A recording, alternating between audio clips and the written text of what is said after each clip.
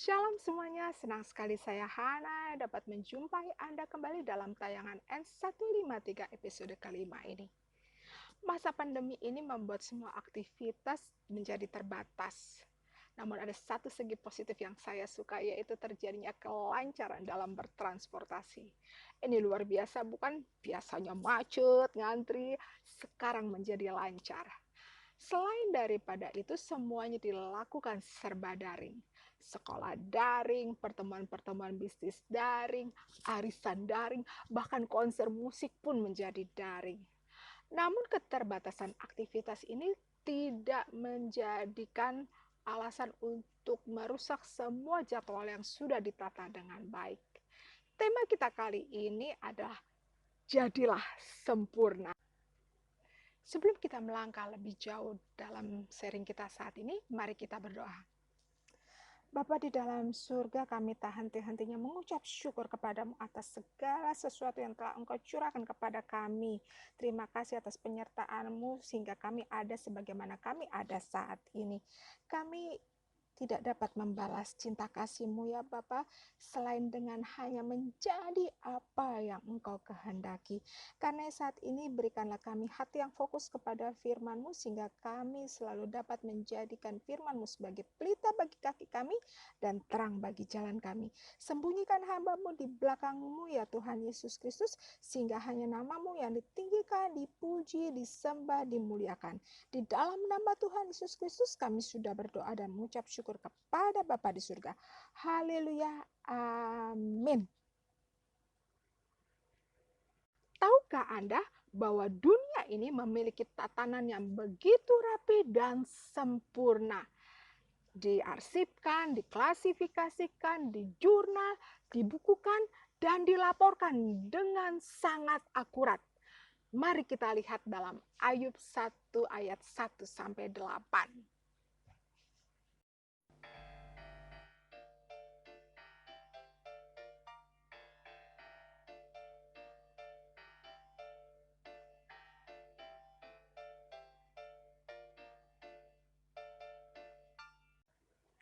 Kita dapat melihat kehidupan Ayub dari sekian banyak jumlah manusia di bumi ini, diarsipkan, diklasifikasikan, dijurnal, dibukukan, dan dilaporkan dengan akurat setiap aspek kehidupannya. Mari kita lihat laporannya dalam Ayub 1 ayat 1 sampai 5. Izinkan imajinasi kita menghidupi kisah ini. Laporan Ayub. Pertama, laporan laba rugi. Ayub takut akan Allah dan menjauhi kejahatan. Kedua, laporan neraca. Poin A, Ayub mendapat 7 orang putra dan 3 orang putri. Poin B, Ayub memiliki 7.000 kambing domba. Poin C, Ayub memiliki 3.000 unta. Poin D, Ayub memiliki 500 pasang lembu. Ini berarti 1.000 lembu. Poin E, Ayub memiliki 500 keledai betina. Dan poin F, Ayub memiliki budak dalam jumlah besar. Yang ketiga, laporan perubahan modal. Ayub selalu mempersembahkan korban bakaran kepada Allah sebanyak jumlah anaknya dengan maksud menguduskan mereka dari dosa yang telah dilakukan, sehingga didapati bahwa Ayub tetap menjaga imannya kepada Allah. Modalnya tetap tidak mengalami perubahan, yaitu percaya kepada Allah. Laporan tersebut sangat menyenangkan Allah, bahkan Allah sangat membanggakan Ayub. Ini dapat dilihat saat Allah menggelar pertemuan daringnya yang dihadiri oleh para anak Allah, dan iblis hadir di sana juga. Saya menggunakan istilah pertemuan daring karena tidak mungkin iblis hadir dekat Allah yang Maha Kudus setelah proses kejatuhannya akibat dosa keangkuhannya yang ingin menyamai yang Maha Kuasa. Atau mungkin lebih canggih dari sekedar pertemuan daring, bisa juga dengan menggunakan hologram, teknologi yang tidak dikenal di zaman penulisan dan belum familiar pada saat penerjemahannya, tetapi merupakan teknologi yang populer di era terkini, atau juga bisa merupakan atau menggunakan proyeksi astral. Mari kita audit laporan Ayub. Ayat pertama, dikisahkan bahwa Ayub hidup di tanah Uz. Uz sendiri berarti subur. Dikatakan bahwa Ayub hidup saleh, jujur, takut akan Allah, dan menjauhi kejahatan. Mengapa penulis menulis kata saleh dan jujur secara terpisah? Bukankah kalau seseorang hidup saleh, berarti dia juga hidup dengan jujur? Ini dapat diindikasikan bahwa penulis hendak menginformasikan bahwa Ayub bukan hanya sempurna dalam aspek moralnya, namun dalam kesehariannya Ayub hidup dalam kejujuran, yaitu dalam pikiran, perkataan, dan perbuatan yang kesemuanya itu berlandaskan akan takut kepada Tuhan Allahnya. Mari kita melangkah terlebih dahulu kepada ayat 3. Dari laporan raja yang tadi kita cermati bersama, dapat kita lihat bahwa Ayub merupakan seorang pelaku bisnis yang terkaya dari semua orang yang ada di sebelah timur. Dan ini berarti bahwa Ayub adalah orang yang super sibuk. Selain harta berlimpah, dikisahkan dalam ayat kedua bahwa Ayub mendapatkan 7 putra dan 3 putri.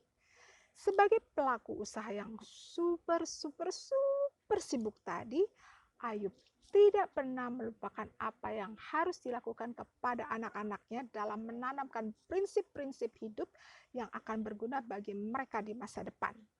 Dalam prakteknya, setiap selesai para anak yang berkumpul mengadakan pesta, maka Ayub bertindak sebagai imam yang memohon pengampunan kepada Allah akan dosa-dosa yang mungkin saja dilakukan pada saat mereka berkumpul berpesta, dengan memanggil dan menguduskan mereka melalui persembahan korban bakaran yang diberikan kepada Allah seperti yang tertulis pada ayat yang kelima.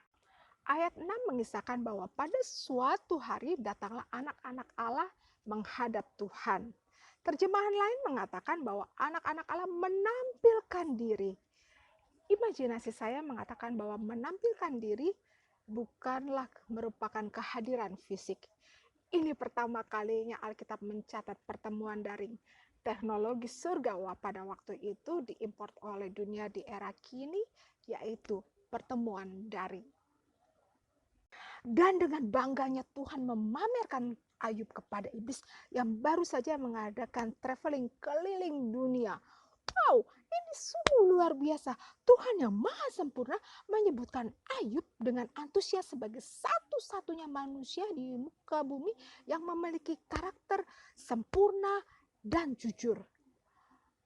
Pemimpin, pemilik dunia dan sorga puas dan bangga dengan kinerja Ayub. Keren banget, TOP bingits.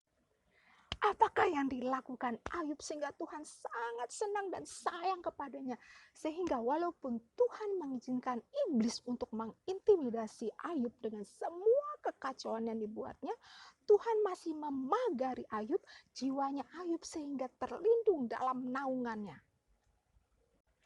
Kuncinya terdapat di ayat pertama. Inilah yang dilakukan Ayub. Ayub hidup dengan takut akan Allah sehingga menjauhi segala kejahatan dengan bertindak saleh dan jujur. Apakah definisi takut akan Allah? Saya mengajak kita semua untuk menggunakan sistem biarlah Alkitab menafsirkan Alkitab. Mari kita buka Ulangan 10 ayat 12 dan 13.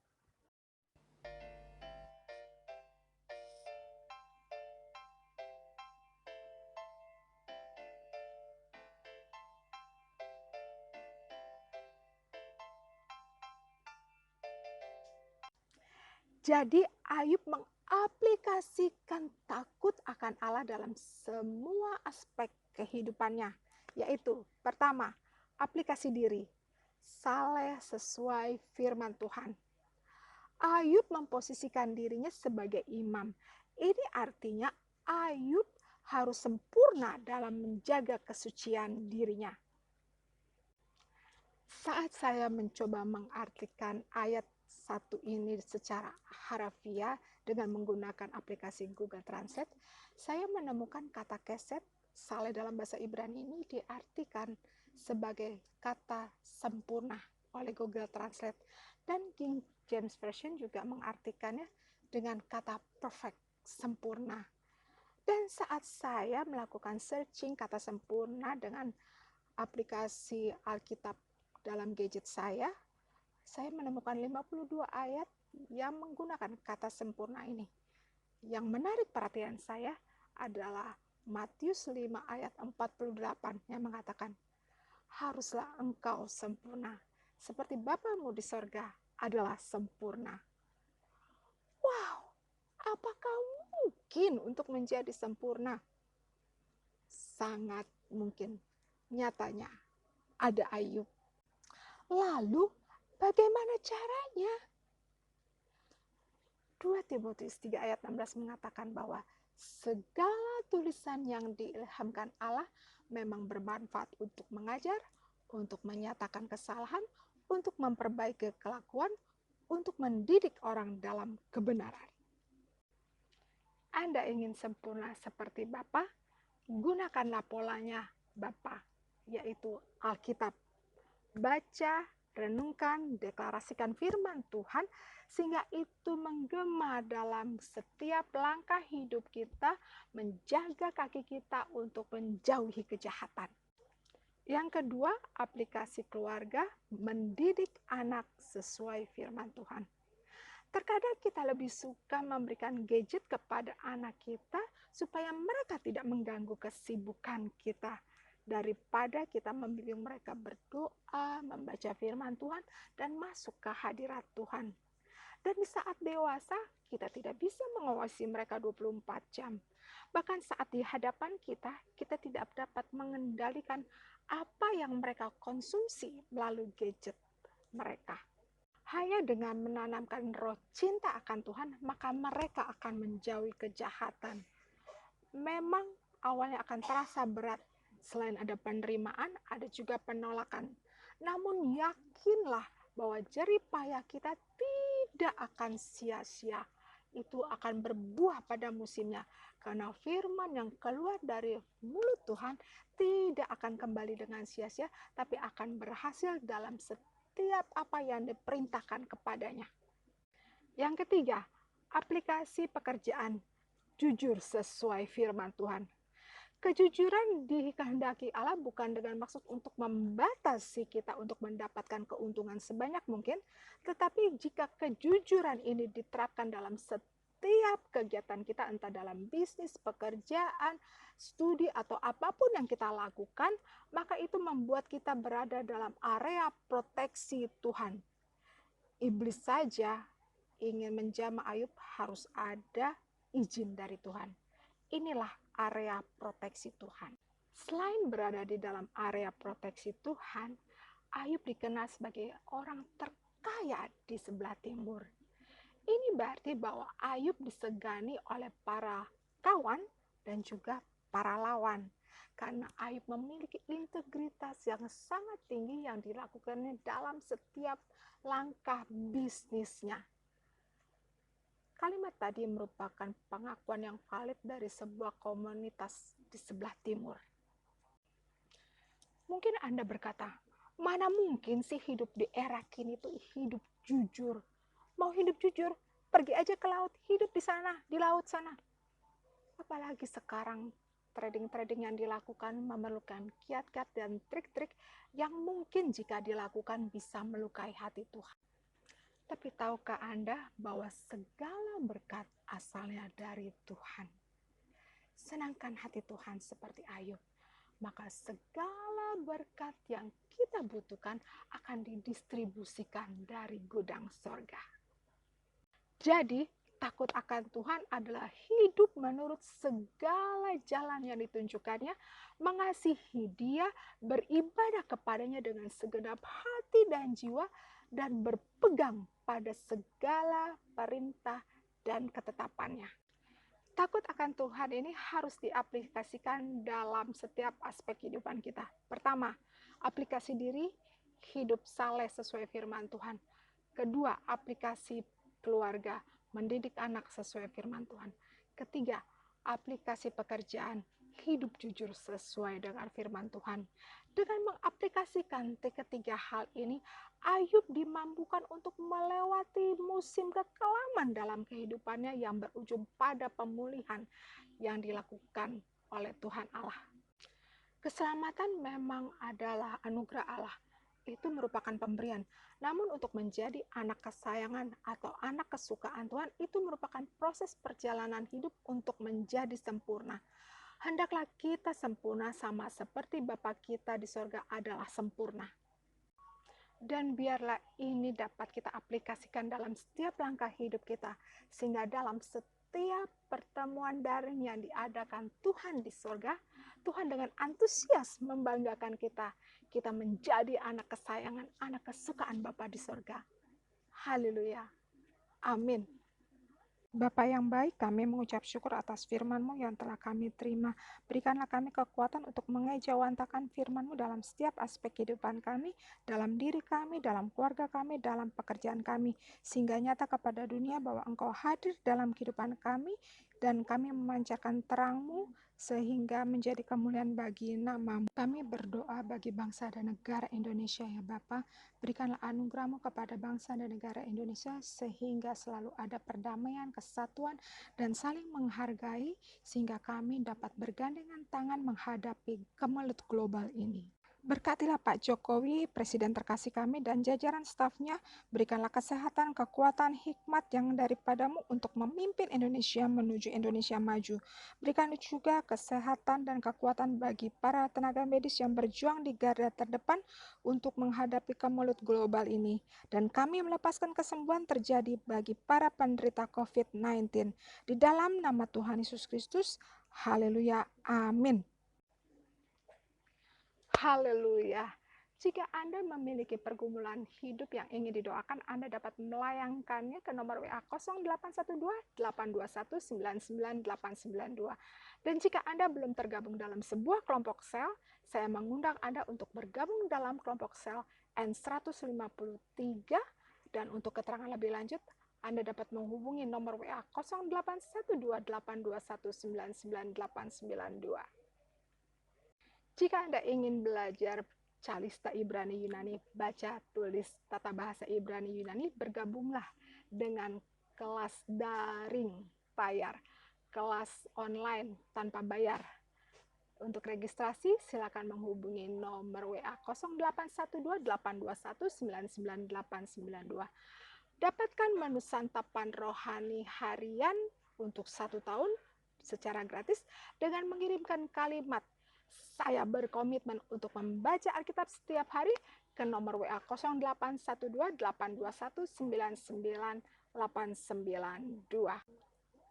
Sebagai penutup, izinkan saya untuk mengingatkan Anda, jangan lupa untuk menekan gambar lonceng dan gambar jempol, serta tulisan subscribe, sehingga Anda selalu mendapatkan notifikasi update terbaru dari N153. Sampai jumpa. Tuhan Yesus memberkati kita semua. Haleluya. Amin.